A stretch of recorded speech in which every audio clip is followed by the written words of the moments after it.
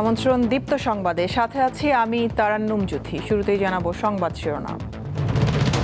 Reserve চুরি মামলায় সিআইডির খসড়া অভিযোগপত্র অ্যাটর্নি জেনারেলের কার্যালয়ে ৬৪ ব্যক্তি প্রতিষ্ঠানের সম্পৃক্ততা, জনসাধারণের মিশ্র প্রতিক্রিয়া। 10 বছর পরে হলেও তদন্ত শুরু যেহেতু হয়েছে, সেহেতু এর একটা ফলক আমরা দেখতে পাবো অচিরেই। তদন্তই হবে, এটা কোনো বেনিফিটস আসবে না। শেষমেশ আমরা যারা সাধারণ পাবলিক, আমরা যারা আমাদের দেশের সাধারণ নাগরিক আছে, আমার আপনার পকেট থেকে যাচ্ছে। ৪১ লাখ ফ্যামিলি কার্ড বিতরণ সম্পন্ন হলে দারিদ্র্যের হার কমে দাঁড়াবে শতকরা 13.8%, গবেষণা প্রতিষ্ঠানের বাজেট বিশ্লেষণ।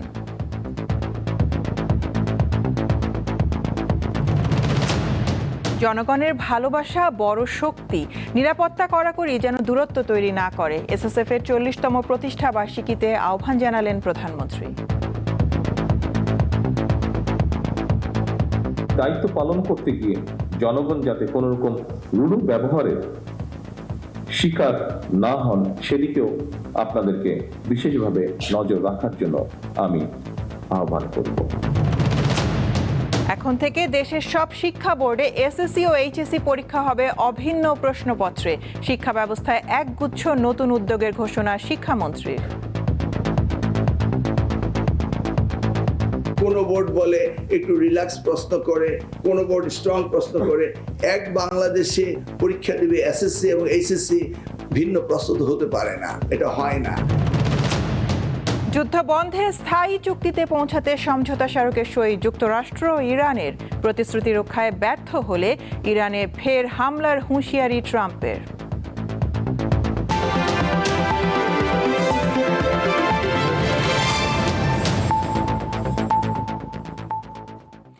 বাংলাদেশ ব্যাংকের রিজার্ভ চুরির ঘটনায় ৬৪ ব্যক্তি ও প্রতিষ্ঠানের সম্পৃক্ততা পেয়েছে সিআইডি। আলোচিত এই মামলার খসড়া অভিযোগপত্র প্রস্তুত করে তা পর্যালোচনার জন্য অ্যাটর্নি জেনারেলের কার্যালয়ে হস্তান্তর করা হয়েছে বলে জানা গেছে। প্রায় 10,000 পৃষ্ঠার খসড়া অভিযোগপত্রটির বিষয়ে আইনি পরামর্শের জন্য অ্যাটর্নি জেনারেলের কার্যালয়ে হস্তান্তর করা হয়। জানা গেছে, অ্যাটর্নি জেনারেলের কার্যালয় থেকে আইনি পরামর্শের পর নেওয়া হবে পরবর্তী পদক্ষেপ। অভিযুক্তদের মধ্যে বাংলাদেশের সাবেক গভর্নর আতিউর রহমান সহ দেশের 10 জন গুরুত্বপূর্ণ ব্যক্তি রয়েছেন। খসড়া চার্জশিটে অন্য অভিযুক্তরা হলেন আনিস এ খান, কে এম আব্দুল ওয়াদুদ, শুভঙ্কর সাহা, রেজাউল করিম, জোবায়ের বিন হুদা, এএফএম আসাদুজ্জামান, মেজবাউল হক, আবুল কাশেম ও সুলতান মাসুদ আহমেদ। 2016 সালের ফেব্রুয়ারিতে নিউ ইয়র্কের ফেডারেল রিজার্ভ ব্যাংকে থাকা বাংলাদেশ ব্যাংকের রিজার্ভ থেকে $10,10,00,000 চুরি হয়। হ্যাকাররা সুইফট পেমেন্ট পদ্ধতিতে ভুয়া বার্তা পাঠিয়ে এই বিপুল অর্থ হাতিয়ে নেয়। বাংলাদেশ ব্যাংকের রিজার্ভ চুরির 10 বছরেরও বেশি সময় পর খসড়া অভিযোগপত্রে দেশি বিদেশি 64 ব্যক্তি ও প্রতিষ্ঠানের নাম উঠে এসেছে। বিষয়টি নিয়ে জনসাধারণ কি ভাবছেন, তাই জানবো আজকের জনতার কথায়। দীর্ঘ 10 বছর পর আলোর মুখ দেখতে যাচ্ছে বাংলাদেশ ব্যাংকের রিজার্ভ চুরি মামলার তদন্ত। বাংলাদেশ পুলিশের তদন্ত বিভাগ সিআইডি 64টি দেশি ও বিদেশি ব্যক্তি ও প্রতিষ্ঠানকে অভিযুক্ত করে প্রায় 10,000 পৃষ্ঠার একটি খসড়া চার্জশিট প্রস্তুত করেছে। চলুন জেনে নেই এই বিষয়ে সাধারণ জনগণ কি ভাবছে। এতদিন পরে যদি তদন্ত শুরু হয়, অনেক কিছু লস্ট, অনেক কিছু হারায় যাবে। আপনার অনেক কিছু হয়তো কেউ যদি ভিতরের মহলে থাকে যে সে হাইড করতে যাবে, সে অলরেডি অনেক কিছু করে ফেলছে হয়তো, বা জিনিসগুলো হবে যে তখন যেই পরিমাণ অ্যাক্টিভ রিসোর্স পাওয়ার কথা ছিল ওই লোকগুলোও নাই। সো ওইরকম রিসোর্স এখন পাওয়া যাবে না। জিনিসটা আসলে খুবই দুঃখের যে পুলিশ এত লেট করলো, ডিলে করলো। পরে তদন্ত হয়েছে, এখন মনে করি এটা ভালো হয়েছে। এটা তদন্ত হওয়া আরও আগে দরকার ছিল, এখন এটা হওয়াতে আমার মনে হয় ভালোই হয়েছে। আপনি সরকারের কোনো অ্যাটেম্প নিল না, XYZ কোনো ডিপার্টমেন্টের অ্যাটেম্প নিল না, বাংলাদেশ ব্যাংকের গভর্নরের অ্যাটেম্প নিল না। ওনাকে আইনের আওতায় আনলে সঠিক ব্যাপারটা বের হয়ে আসতে পারে, যেহেতু উনি তখন রানিং গভর্নর ছিলেন। যেহেতু অনেক দিন হয়ে গেছে, এটা 50-50 চান্স আছে আর কি। আমার মনে হয় সঠিক সম্ভাবনা কম খুব। বাংলাদেশে সাধারণত কোনো কিছু সঠিক তদন্ত হয় না, লেন্দি হয়ে থাকে। তদন্ত যাই হবে, জাস্ট তদন্তই হবে, এটা কোনো বেনিফিটস আসবে না। শেষমেশ আমরা যারা সাধারণ পাবলিক, আমরা যারা আমাদের দেশের সাধারণ নাগরিক আছে, আমার আপনার পকেট থেকে যাচ্ছে, আমার আপনার পকেট থেকে যাবে, আমরাই ভুক্তভোগী হব। আজকে জিডিপির প্রবৃদ্ধি কম বেশি যাই হোক, ওইটার ইফেক্ট আমাদের উপরে পড়তেছে। দ্রব্যমূল্য যেটা বাড়তেছে, ওই যে ব্যাংকের রিজার্ভ চুরি হয়েছে, ওইটার জন্য দ্রব্যমূল্যের ইফেক্ট আসতেছে। গত 10 বছরে কিছু হয়নি, রাজনৈতিক প্রেক্ষাপট তো জড়িত। কারণ যখন বাংলাদেশ ব্যাংকের রিজার্ভে হাত পড়ে তখন সেখানে রাজনৈতিক প্রেক্ষাপট চলে আসে, রাজনৈতিক পরিস্থিতি চলে আসে। আমরা সবাই জানি গত সময়ে রাজনৈতিক প্রেক্ষাপট কেমন ছিল, যার ফলশ্রুতিতে কোনো রকম তদন্ত হয়তো বা হয়নি। তবে এখন আমরা আশাবাদী যে 10 বছর পরে হলেও তদন্ত শুরু যেহেতু হয়েছে, সেহেতু এর একটা ফলক আমরা দেখতে পাবো অচিরেই।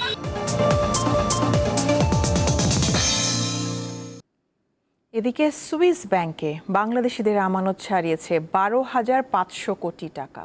কেবল 2025 সালে বাংলাদেশিদের আমানত বেড়েছে প্রায় 41.5 ভাগ, জমা পড়েছে 3,600 কোটি টাকার বেশি, যা 2024 সালে ছিল 8,843 কোটির বেশি। অর্থাৎ এই সময়ে অর্থ বেড়েছে 3,669 কোটি টাকা। 2025 সাল নাগাদ ব্যক্তি ও ব্যাংক কর্তৃক সুইস ব্যাংকে রাখা বাংলাদেশিদের অর্থের পরিমাণ প্রায় 12,512 কোটি টাকায় পৌঁছেছে, যা এ যাবৎকালের দ্বিতীয় সর্বোচ্চ। এই পরিসংখ্যানটি গত 4 বছরের মধ্যে সর্বোচ্চ। সরকার ঘোষিত 41 লাখ দরিদ্র পরিবারকে ফ্যামিলি কার্ড দেওয়া হলে দেশে দারিদ্র্যের হার শতকরা 13.8 ভাগে নেমে আসবে। এজন্য রাজনৈতিক প্রভাব মুক্ত হয়ে এই কার্ড বিতরণ করতে হবে। বেসরকারি গবেষণা প্রতিষ্ঠান র্যাপিড আয়োজিত বাজেট বিশ্লেষণে এসব তথ্য উঠে আসে। এছাড়া প্রস্তাবিত বাজেট জনকল্যাণমুখী হলেও রাজস্ব আয়ের লক্ষ্যমাত্রা অর্জন চ্যালেঞ্জিং হবে বলেও জানান তারা। অনুষ্ঠানে প্রধানমন্ত্রী অর্থ উপদেষ্টা বলেছেন, প্রস্তাবিত বাজেটে বিনিয়োগ ও রাজস্ব আদায় বাড়াতে সরকারের বহুমুখী পদক্ষেপ রয়েছে। 2022 সালের হিসাব অনুসারে দেশে দারিদ্র্যের হার শতকরা 18.7 ভাগ। এমন বাস্তবতায় সরকার প্রতিশ্রুতি অনুযায়ী 41 লাখ দরিদ্র পরিবারকে ফ্যামিলি কার্ড দেওয়া শুরু করেছে। এই কার্যক্রম সম্পন্ন হলে দারিদ্র্যের হার শতকরা 13.8 ভাগে নেমে আসবে। এজন্য রাজনৈতিক বা প্রশাসনিক প্রভাবমুক্ত হয়ে কার্ড বিতরণ করতে হবে। ফ্যামিলি কার্ড অত্যন্ত জনপ্রিয় একটা পলিসি। বৃহস্পতিবার রাজধানীর সিডাপ মিলনায়তনে বাজেট 2027 সংস্কারের সংকেত, সামষ্টিক অর্থনীতির চাপ ও বাস্তবায়নের ঝুঁকি শীর্ষক এক সেমিনারে বেসরকারি গবেষণা প্রতিষ্ঠান র্যাপিড এসব তথ্য জানায়। বাজেট হচ্ছে ডাইরেকশনের দিক থেকে অত্যন্ত আমাদেরকে আশান্বিত করেছে, কিন্তু তারপরে বলবো যে অনেকগুলো ডিফিকাল্টিস কিন্তু আছে, এবং ম্যাক্রো ইকোনমিক স্ট্যাবিলিটি এবং ইনস্টিটিউশনাল যে আমাদের কাঠামো আছে সেটা ভিত্তিতে এই বাজেটটা ইমপ্লিমেন্ট করাটা একটা চ্যালেঞ্জ হিসেবে থেকেই যাচ্ছে। বাজেট বিশ্লেষণে আলোচকরা জানান, ভঙ্গুর অর্থনীতি পুনরুদ্ধারে নতুন অর্থ বছরের বাজেট স্বস্তিদায়ক। তবে উচ্চ মূল্যস্ফীতি, রাজস্ব আদায় নানা ধরনের চ্যালেঞ্জ আর বিনিয়োগ খরা না কাটায় বাজেট বাস্তবায়ন বেশ কঠিন হবে।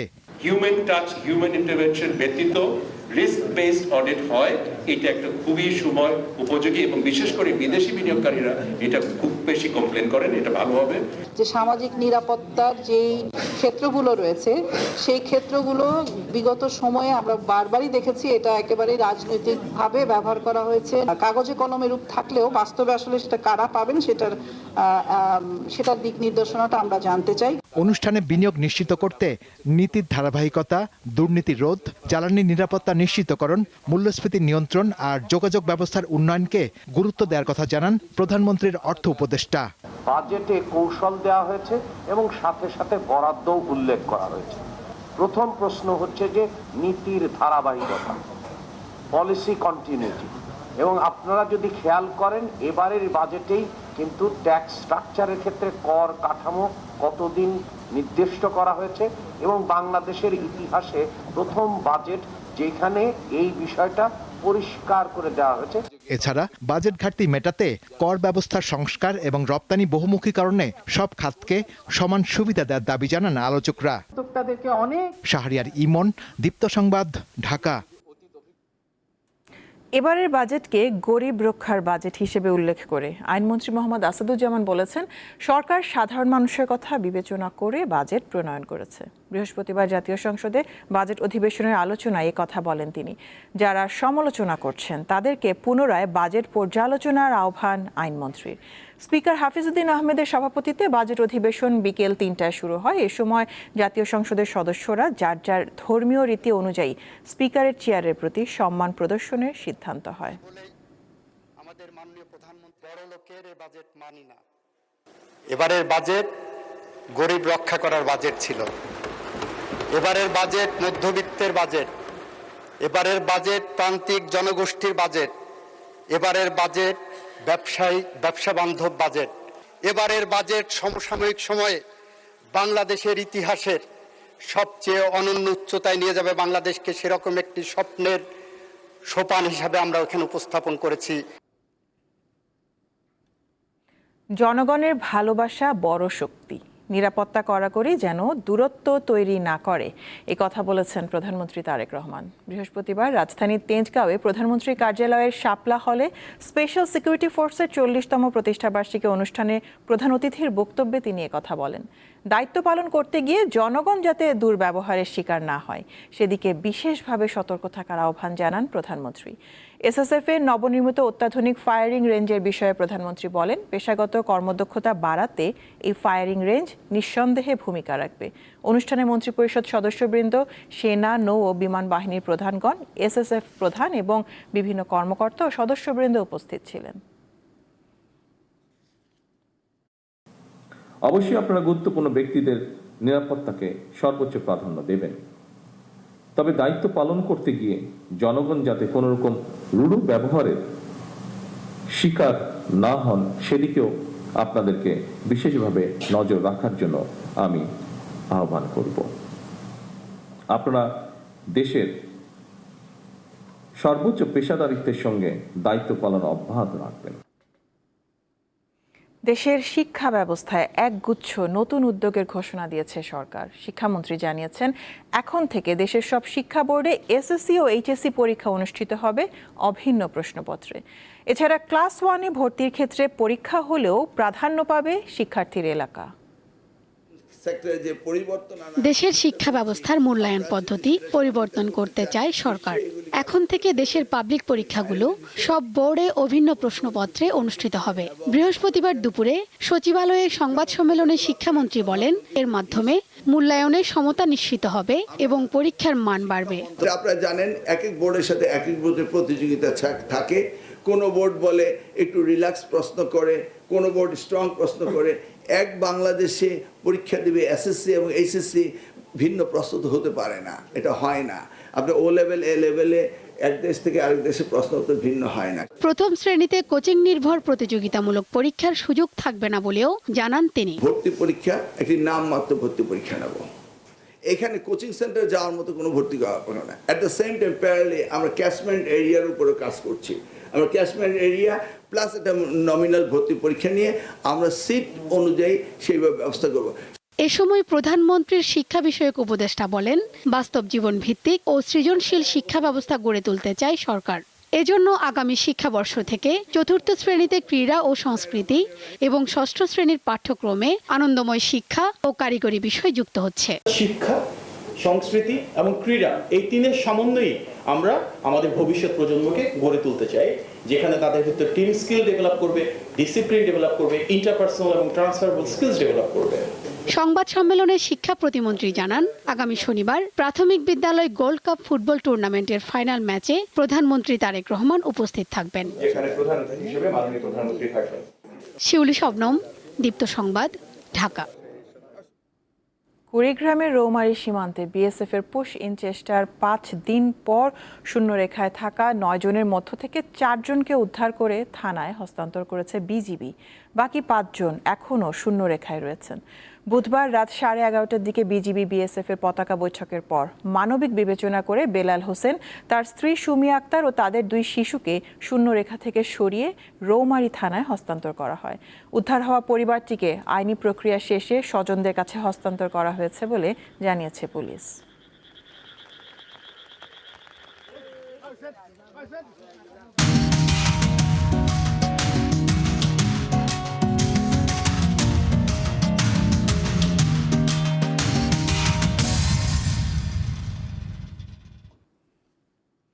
সাবেক আইজিপি বেনজির আহমেদের মালিকানাধীন গোপালগঞ্জের Savanna Eco Resort and Natural Park এখন সম্পূর্ণ সরকারি তত্ত্বাবধানে পরিচালিত হচ্ছে।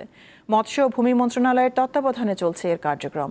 তবে এই ইকো রিসোর্টটি নির্মাণের সময় স্থানীয়দের কাছ থেকে জোর করে জমি ক্রয় করা সহ নানা অভিযোগ রয়েছে। গোপালগঞ্জ সদরে বৈরাগীটোল গ্রামের কমপক্ষে ৬২১ বিঘা জমির উপর সাবেক আইজিপি বেনজির আহমেদ গড়ে তোলেন Savanna Eco Resort and Natural Park. সেখানে রয়েছে দৃষ্টিনন্দন সুইমিং পুল, বিভিন্ন রাইড, কৃত্রিম লেক সহ সবুজ মনোরম পরিবেশ। রিসোর্টে রাত্রিযাপনের জন্য রয়েছে আধুনিক সুযোগ সুবিধা সম্বলিত কটেজ বা ভিলা। অভিযোগ রয়েছে স্থানীয়দের ভয়ভীতি দেখিয়ে ও কৌশলে বেনজির তার এই বিশাল রিসোর্টের জমি ক্রয় করেন। জমি না দিলি ভাড়া হয়তো উল্টোপাল্টা কথাবার্তা বলছে, তাকে জোর করে বাধ্যতামূলক তাকে জমি দিয়ে দিছে। হয়তো অনেক লোকে বলছে যে জমি বিক্রি করবো না, হ্যাঁ খালি করে আমাকে জমি দেয়া লাগছে। কেউ জমি বিক্রি করতে রাজি না হলে তার বিরুদ্ধে মিথ্যা মামলা দিয়ে হয়রানি করা হতো। দ্রুত সেসব মামলা থেকে মুক্তি চায় ভুক্তভোগীরা।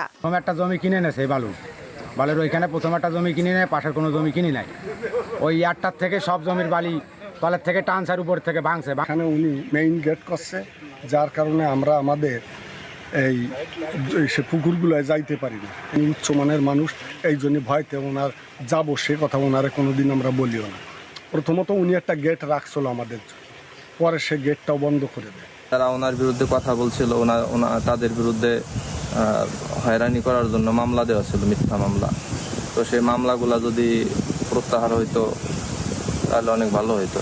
সম্প্রতি বেনজির আহমেদের গ্রেপ্তারের খবরে খুশি বৈরাগীটোল গ্রামের বাসিন্দারা। বেনজির আহমেদ গ্রেপ্তার হয়েছে এই বিষয়ে তো অনেকে যারা তার মনে তাকে কষ্ট আছে, তো তাকে ভালো লাগতেছে।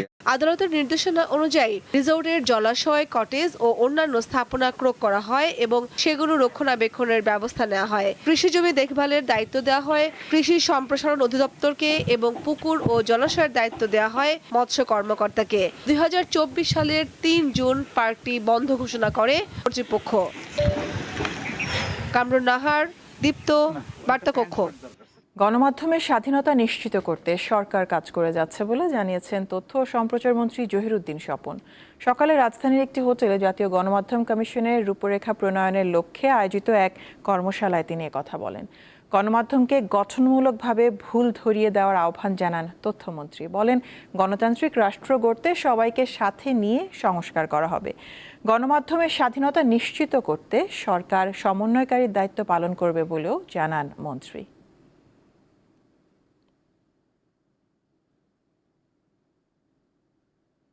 স্বাধীন গণমাধ্যম প্রতিষ্ঠার লক্ষ্যে আমরা দেশের প্রায় সকল গণমাধ্যম সংশ্লিষ্ট যে অ্যাসোসিয়েশন, সব পক্ষকে আমরা এক জায়গায় জড়ো করতে পেরেছি। সম্ভবত বাংলাদেশের ইতিহাসে, গণমাধ্যমের ইতিহাসে এটা একটা ঐতিহাসিক অর্জন। দেশে বিলুপ্ত ফলগুলোকে আবারও ফিরিয়ে আনা হচ্ছে বলে জানিয়েছেন মৎস্য ও প্রাণী সম্পদ এবং কৃষিমন্ত্রী মোহাম্মদ আমিনুর রশিদ। রাজধানীর কৃষিবিদ ইনস্টিটিউশনে জাতীয় ফল মেলার উদ্বোধন অনুষ্ঠানে তিনি কথা বলেন। মন্ত্রী আরও বলেন, যে ফলগুলো আমদানি করা হতো সেগুলো এখন দেশে চাষ হচ্ছে। ড্রাগন ফল বিদেশি হলেও বর্তমানে দেশে উৎপাদিত এই ফল বিদেশে রপ্তানি করা যাবে। এছাড়া দেশের আম ও কাঁঠাল রপ্তানি শুরু হয়েছে বলেও জানান তিনি।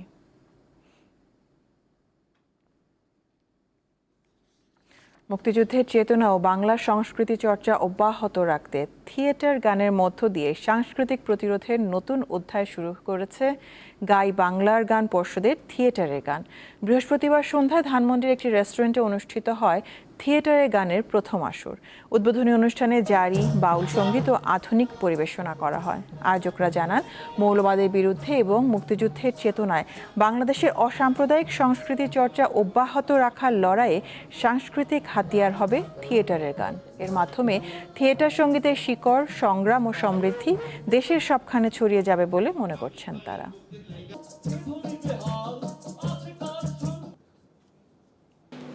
এই থিয়েটারের গান আজকে যে যাত্রা শুরু হলো, সেটাও আমাদের জন্য অত্যন্ত গৌরবের যে আরণ্যক নাট্য দল দিয়ে এই যাত্রা শুরু হলো এবং অনেকগুলি দল নিশ্চয়ই তাদের থিয়েটারের গান নিয়ে এখানে উপস্থিত হবে।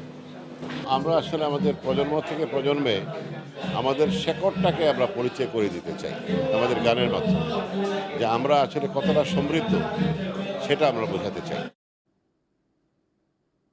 অবরুদ্ধ গাজা উপত্যকায় গত অক্টোবরে যুদ্ধবিরতি কার্যকর হওয়ার পর থেকে এখন পর্যন্ত 1000-এর বেশি মানুষ নিহত হয়েছেন।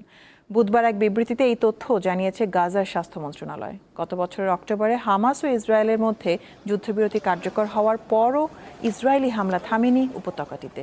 বিবৃতিতে বলা হয়, যুদ্ধবিরতি কার্যকরের পর থেকে এই পর্যন্ত গাজায় বিভিন্ন হামলায় 1005 জন নিহত হয়েছেন। এতে অবরুদ্ধ উপত্যকার মানবিক পরিস্থিতি আরও নাজুক হয়ে উঠেছে। যুদ্ধবিরতির পরও গাজার বিভিন্ন এলাকায় সামরিক অভিযান চালিয়েছে ইসরায়েল। বর্তমানে উপত্যকাটির প্রায় 64% এলাকা ইসরায়েলের নিয়ন্ত্রণে রয়েছে। গাজার সরকারি তথ্য অনুসারে 2023 সালের অক্টোবর থেকে এখন পর্যন্ত 73,000-এর বেশি মানুষ নিহত হয়েছেন। ইসরায়েলি হামলায় উপত্যকার 90% এলাকা ধ্বংসস্তূপে পরিণত হয়েছে এবং প্রায় 19 লাখ মানুষ বাস্তুচ্যুত হয়েছেন। যুদ্ধবন্ধে স্থায়ী চুক্তিতে যেতে সমঝোতা স্মারক বা MOU-তে সই করেছেন যুক্তরাষ্ট্রের প্রেসিডেন্ট ডোনাল্ড ট্রাম্প ও ইরানের প্রেসিডেন্ট মাসুদ পেজেশকিয়ান। দুই পক্ষ থেকে এই বিষয়টি নিশ্চিত করা হয়েছে। তবে এর মাঝেই ট্রাম্প হুঁশিয়ারি দিয়েছেন, MOU-এর প্রতিশ্রুতি রক্ষায় ব্যর্থ হলে ইরানের ওপর ফের হামলা ও দেশটির কর্মকর্তাদের হত্যা করা হবে। যুদ্ধবাজ ইসরায়েলের প্রধানমন্ত্রী নেতানিয়াহু ও যুক্তরাষ্ট্রের প্রেসিডেন্ট ডোনাল্ড ট্রাম্প গত 28 ফেব্রুয়ারি একযোগে ইরানে হামলা শুরু করেন। সেই উত্তাপ ছড়িয়ে পড়ে ওয়েস্ট এশিয়া জুড়ে। এরপর জল গড়িয়েছে বহুদূর। এক পর্যায়ে ট্রাম্প বাধ্য হন পিছু হটতে। দীর্ঘ আলোচনা ও নানা উদ্যোগের পর একটি সমঝোতা স্মারকে আনুষ্ঠানিকভাবে সই করেছে যুক্তরাষ্ট্র ও ইরান। পূর্ব ঘোষিত সময়ের একদিন আগেই ফ্রান্সের রাজধানী প্যারিসের ভার্সাই প্রাসাদে এই সমঝোতা স্মারকে সই করেন ডোনাল্ড ট্রাম্প। আর ইরানে বসেই সই করেন দেশটির প্রেসিডেন্ট মাসুদ পেজেশকিয়ান। উদ্যোগের মধ্যস্থতাকারী পাকিস্তানের প্রধানমন্ত্রী শাহবাজ শরীফ সামাজিক যোগাযোগ মাধ্যম এক্সে পোস্ট দিয়ে বলেন, চুক্তির ফলে ইরান অবিলম্বে হরমুজ প্রণালী খুলে দেবে। একই সঙ্গে ইরানের বন্দরগুলোর ওপর মার্কিন নৌ অবরোধও তাৎক্ষণিকভাবে প্রত্যাহার করা হবে। ইলেকট্রনিক পদ্ধতিতে স্মারকটি সই হয়েছে জানিয়ে ইরানের পররাষ্ট্র মন্ত্রণালয়ের মুখপাত্র ইসমাইল বাগাই বলেন, এটি এরই মধ্যে কার্যকর এবং বাস্তবায়নের পরীক্ষা নেওয়ার সময় এসেছে। সমঝোতা স্মারকের শর্তানুসারে সমৃদ্ধ ইউরেনিয়ামের ঘনত্ব কমিয়ে আনতে সম্মত হয়েছে তেহরান। বিনিময়ে বড় আকারের অর্থনৈতিক ছাড় পাবে দেশটি। এছাড়া ইরানের তেল সংক্রান্ত নিষেধাজ্ঞাগুলো তাৎক্ষণিকভাবে প্রত্যাহারে প্রতিশ্রুতিবদ্ধ হয়েছে ওয়াশিংটন। তবে এরই মধ্যে ইরানকে সতর্ক করেছেন যুক্তরাষ্ট্রের প্রেসিডেন্ট। ফ্রান্সে এক সংবাদ সম্মেলনে তিনি জানান, সই হওয়া সমঝোতা স্মারকের প্রতিশ্রুতি রক্ষায় ব্যর্থ হলে ইরানের ওপর আবার হামলা ও দেশটির কর্মকর্তাদের হত্যা করা হবে। বিশ্বের উন্নত দেশগুলোর জোট G7-এর শীর্ষ সম্মেলনে অংশ নিতে ফ্রান্সে যান ট্রাম্প। এর আগে শুক্রবার সুইজারল্যান্ডে আনুষ্ঠানিকভাবে সমঝোতা স্মারকে সইয়ের অনুষ্ঠান হওয়ার কথা ছিল। তবে একদিন আগেই এতে সই করার কথা জানালো দুই দেশ। এর মাধ্যমে চূড়ান্ত চুক্তি নিয়ে আলোচনার জন্য 60 দিনের সময়সীমা শুরু হলো। ইশরাত সুমা, দীপ্ত বার্তা কক্ষ।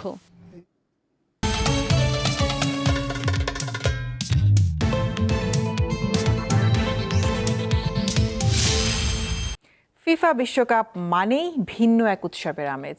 টিভি স্ক্রিনে বসে খেলা দেখতে বার ও রেস্তোরাঁগুলোতে ভিড় জমায় অসংখ্য ফুটবল প্রেমী। তবে মেক্সিকোর গুয়াদালাহারা শহরে দেখা গেছে এক ভিন্ন চিত্র। বিশ্বকাপ চললেও বন্ধ রাখা হয়েছে টেলিভিশন। মেক্সিকোর ব্যস্ত শহরগুলোর একটি গুয়াদালাহারা, যেখানে অবস্থিত বিভিন্ন বার ও রেস্তোরাঁ এখন আর দেখা যাচ্ছে না বিশ্বকাপ ম্যাচের সরাসরি সম্প্রচার। 13 থেকে 15 জুনের মধ্যে ধারণ করা ভিডিওতে দেখা যায় গ্রাহকেরা খাবার ও পানীয় উপভোগ করছেন ঠিক, কিন্তু কোথাও বন্ধ রয়েছে টেলিভিশন অথবা টিভি পর্দায় চলছে অন্য কোনো অনুষ্ঠান। কারণ হিসাবে জানা গেল, চলমান ফুটবল বিশ্বকাপ সম্প্রচারে উচ্চ লাইসেন্স ফি এবং কঠোর নিয়মের প্রতিবাদেই এমন অবস্থান নিয়েছেন ব্যবসায়ীরা। ফিফা সহ দেশের সরকার ও কেবল অপারেটর আমাদের জানিয়েছে বাণিজ্যিক প্রতিষ্ঠান হওয়ায় আমরা ফ্রি টু ইয়ার ম্যাচও দেখাতে পারবো না। এমন সিদ্ধান্তের বিপরীতে প্রতিবাদ হিসেবে আমরা আমাদের দোকানগুলোতে বিশ্বকাপ ম্যাচ সম্প্রচার না করার সিদ্ধান্ত নিয়েছি। শুধু বার মালিকরাই নন, ক্ষোভ রয়েছে কর্মচারীদের মাঝেও। তাদের অভিযোগ, ফিফার আরোপিত নিয়মগুলো সাধারণ ব্যবসায়ীদের জন্য অযৌক্তিক ও বৈষম্যমূলক। এই বিধিনিষেধগুলো অত্যন্ত কঠোর ও হাস্যকর, যা সাধারণ মানুষের কোনো উপকারে আসে না। তার পক্ষেই কেন পুরো ব্যবস্থা দাঁড়িয়ে থাকবে, এটাই আমাদের প্রশ্ন।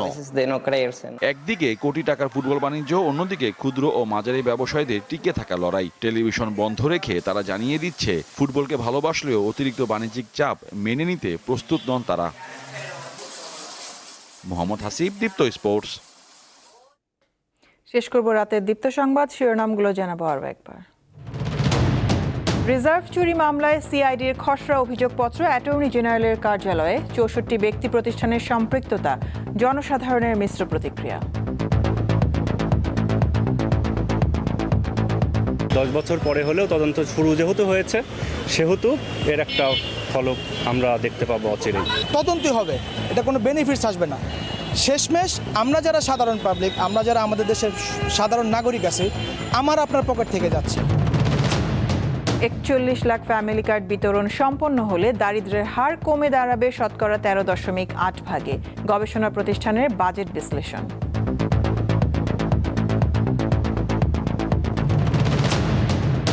জনগণের ভালোবাসা বড় শক্তি, নিরাপত্তা কড়াকড়ি যেন দূরত্ব তৈরি না করে। এসএসএফ এর 40তম প্রতিষ্ঠা বার্ষিকীতে আহ্বান জানালেন প্রধানমন্ত্রী। দায়িত্ব পালন করতে গিয়ে জনগণ যাতে কোনো রকম রূঢ় ব্যবহারে শিকার না হন, সেদিকেও আপনাদেরকে বিশেষভাবে নজর রাখার জন্য আমি আহ্বান করব। এখন থেকে দেশের সব শিক্ষা বোর্ডে এসএসসি ও এইচএসসি পরীক্ষা হবে অভিন্ন প্রশ্নপত্রে। শিক্ষা ব্যবস্থায় একগুচ্ছ নতুন উদ্যোগের ঘোষণা শিক্ষামন্ত্রীর। কোনো বোর্ড বলে একটু রিল্যাক্স প্রশ্ন করে, কোনো বোর্ড স্ট্রং প্রশ্ন করে। এক বাংলাদেশে পরীক্ষা দেবে এসএসসি এবং এইচএসসি, ভিন্ন প্রস্তুত হতে পারে না, এটা হয় না। যুদ্ধবন্ধে স্থায়ী চুক্তিতে পৌঁছাতে সমঝোতা স্মারকের সই যুক্তরাষ্ট্র ও ইরানের। প্রতিশ্রুতি রক্ষায় ব্যর্থ হলে ইরানে ফের হামলার হুঁশিয়ারি ট্রাম্পের।